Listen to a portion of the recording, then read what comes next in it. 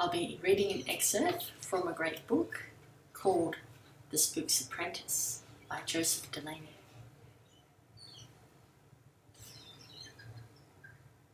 The spook halted outside the very last house.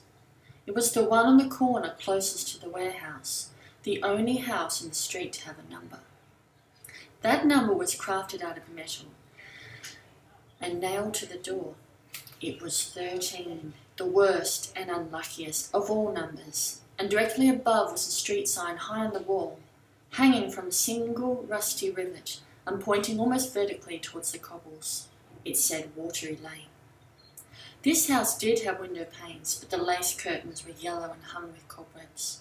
This must be the haunted house my master had warned me about. The spook pulled a key from his pocket, unlocked the door, and led the way into the darkness within. At first, I was just glad to be out of the drizzle, but when he lit a candle and positioned it on the floor near the middle of the small front room, I knew that I'd be more comfortable in an abandoned cowshed. There wasn't a single item of furniture to be seen, just a bare flag floor and a heap of dirty straw under the window. The room was damp too, the air very dank and cold, and by the light of the flickering candle I could see my breath steaming. What I saw was bad enough, but what he said was even worse.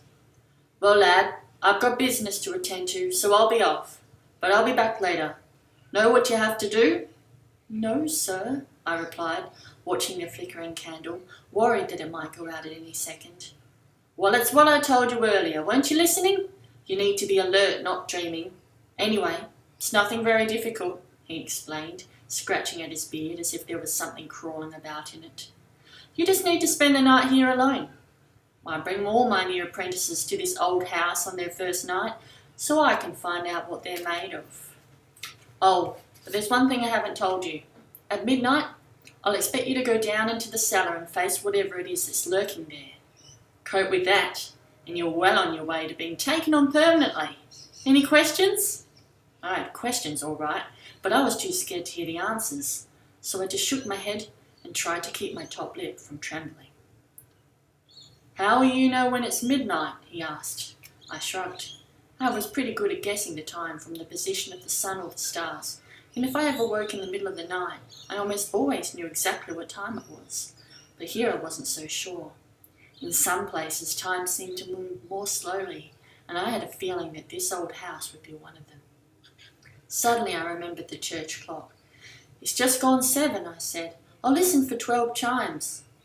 "Well, at least you're awake now," the spook said with a little smile. "When the clock strikes 12, take the stub of the candle and use it to find your way down to the cellar. Until then, sleep if you can manage it. Now listen carefully. There are 3 important things to remember. Don't open the front door to anyone, no matter how hard they knock.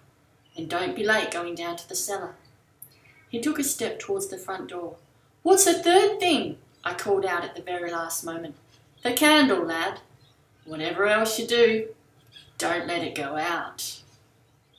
Then he was gone, closing the door behind him.